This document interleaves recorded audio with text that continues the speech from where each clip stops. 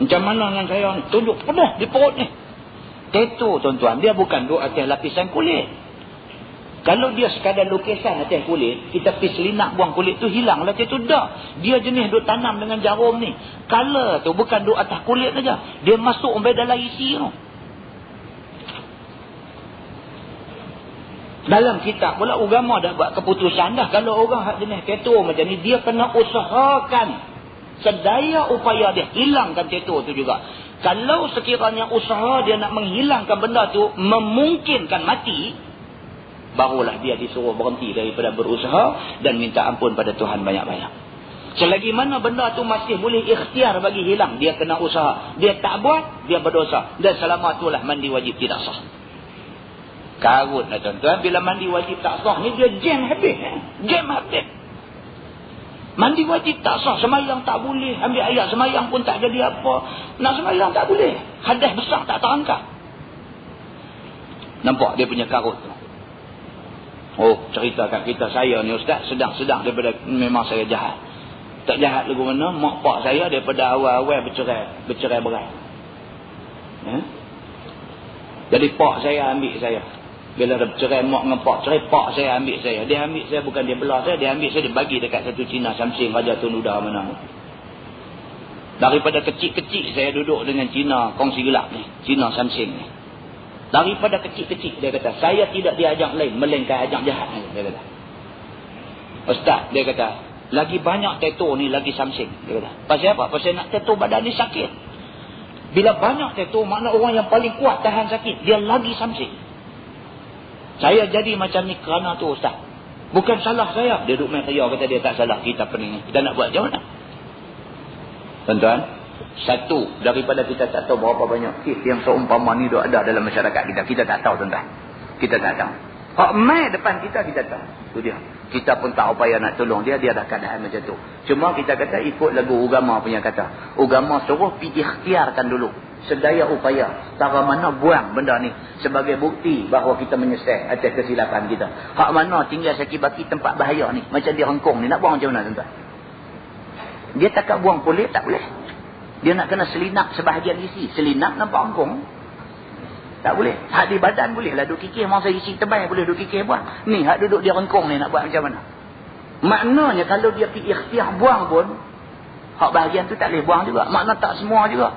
Tapi sekurang-kurangnya dia ikhtiar untuk buang. Allah faham. Allah tahu bahawa manusia ni menyesal sungguh-sungguh. Dan dia taubat pun taubat sungguh-sungguh dengan Tuhan. Kita harap mudah-mudahan Tuhan ampun dia. Nampak? Itu sebab kita kata apa? Langkah pertama ke arah benda tak elok jangan buat. Bila kita dah atok langkah pertama, kita nak reverse payah tuan-tuan. Kita nak reverse payah. Dan kalau kita nak reverse juga pun, kita tak ter-reverse dah pada masa tu. Pasal apa? Pasal kita dah syarat dengan kesilapan demi kesilapan. Muslimin dan muslimat yang dirahmati Allah sekalian.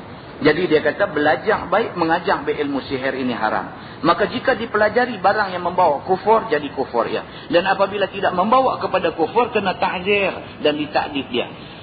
Dan kalau sekiranya dia taubat, maka diterima taubat dia. Masalah, dia kata telah berkata ashab kita Syafi'i, apabila membunuh tukang sihir itu, dengan sihirnya akan seseorang.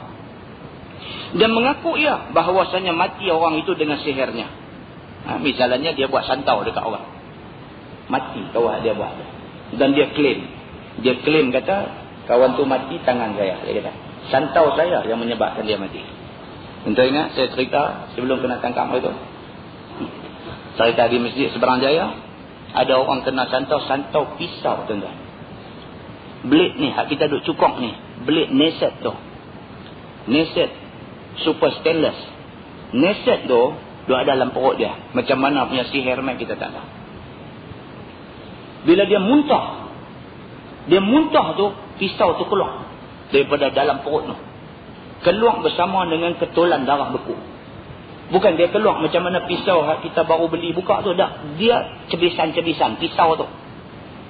Bila muntah tu pergi duk kuih muntah dia tu cebisan-cebisan ni, pisau cukok ni. Macam mana boleh masuk dalam perut dia? Sihir. Yang ni yang kata sihir. Sihir ni macam-macam. Ular pun boleh masuk dalam perut. Yang kata sihir ni. Dia kena macam tu. Tuan-tuan bayang bila dia nak muntah, dia batuk-batuk dia nak muntah. Dia muntah tu, darah tu keluar bersama dengan cebisan pisau-pisau neset ni. Dia hiri habis ni, lalu nak keluar ni. Keluar darah berketul-ketul. Tuan-tuan, begitu azab, begitu sengsara tanggungan orang yang kena sihir ni. Patut tak patut kawan yang buat ni dihukum macam mana hukum yang agama kata. Dia gamak buat ke orang macam tu. Muslimin dan muslimat yang dirahmati Allah sekalian. Dan bila dia buat pula, dia mengaku pula bahawasanya mati orang itu dengan sihirnya. Bangga pula abang. Bangga pula. Padahalnya sihirnya itu memang sihir yang boleh membunuh pada ghalibnya. Memang biasa dah sihir dia buat ni, kalau duk muntah darah keluar pisau macam tu, memang pada ghalibnya, kebiasaannya memang boleh bawa mati. Lazim akan dia qisas. Dia kata, maka dia patut dikenakan hukum qisas, yakni hukum bunuh balik ke dia. Pasal apa? Pasal dia menjadi punca kepada bunuhnya kawan tu, matinya kawan tu. Begitu. Dan jika berkata ia mati dengan dia, tetapinya terkadang sihirnya membunuh dan terkadang tiada membunuh. Kalau dia pula klaim kata aku buat sihir kat dia ni sampai akhirnya dia ni mati kerana sihir aku. Dia kata macam tu.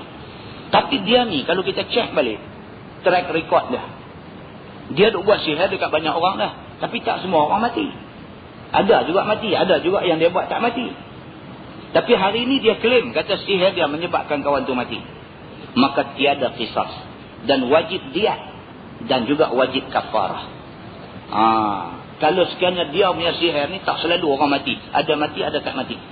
Sekiranya kesnya macam tu, maka dia tidak wajib qisas. Maksudnya dia tidak diwajibkan hukum bunuh balas. Sebaliknya gantinya apa dia? Dia dikehendaki, tukang sihir ni dikehendaki membayar nilai 100 ekor unta. Ditanya di sana, unta seekor berapa dik kali 100. Bayar dekat orang yang mati, yang dia dakwa kata mati kerana sihir dia ni. Dia kena bayar dekat keluarga si mati ni nilai 100 ekor unta. Dan tidak cukup dengan itu, dia wajib kafarah. Kafarahnya ialah sama ada merdeka hamba, ataupun kalau tak ada hamba, dia kena puasa 60 hari berturut-turut. Dekat tu aja. Nak ganti dengan 60 orang miskin bagi makan tak boleh. Ini kafarah untuk bunuh orang, dia dekat 2 orang. Apa dia? Merdeka hamba, tidak pun puasa syahraini mutatabi'ain, 2 bulan berturut-turut. Jadi baik, kalau dia tak buat macam mana? Dia tak buat, menambah dosa dia di depan Tuhan. Begitu. Dan adalah diat itu pada barang yang baginya. Maksudnya diat tadi ni, hak nak bayar nilai 100 ekor unta tadi, mesti ambil duit daripada duit dia. Tak boleh ambil duit orang. Kalau tak boleh nak bayar penuh, ansoran. Ada duit bayar, ada duit bayar, ada duit bayar. Nilai 100 ekor unta tadi mestilah daripada duit dia. Bukan atas akhilah. Yang ni bukan ke atas adik-beradik dia. Adik-beradik tak boleh tolong. Mesti duit dia juga. Duit ahli sihir ni juga. Begitu. Kerana bahawasanya akilah itu tiada menanggung ia barang yang sabit dengan akuan orang yang salah. Akilah tak berhak, tidak boleh nak pergi tolong orang yang dah mengaku bersalah. Dia mengaku kata dia yang bunuh kawan tu, dengan kerana dia mengaku orang lain tak boleh tolong dia. Dia mengaku dia sendiri kena tanggung. Begitu. Wallahu alam, dia kata ini dia ambil daripada syarah Imam An-Nawawi. Wallahu alam. Lepas ini kita masuk bab ma jaa fil ghal wa ma yasna'u bih. Itu bab yang datang pada menyatakan hadis yang membicarakan orang yang mengagis harta ghanimah sebelum dibahagi-bahagikan dan bagaimana memperbuat dengan dia. Ni nak cerita apa? Nak cerita berlaku perang. Kemudian ada harta rampasan. Harta itu sepatutnya dibahagikan kepada tentera yang pergi berperang. Kan? Tak dan nak bahagi lagi, ada satu syekh dia pergi curi. Sebahagian daripada harta tu curi ambil kat dia. Bila dia curi ambil kat dia, apa jadi? Maka dia akan dikenakan satu bentuk hukuman. Kita akan baca lepas ini. Wallah.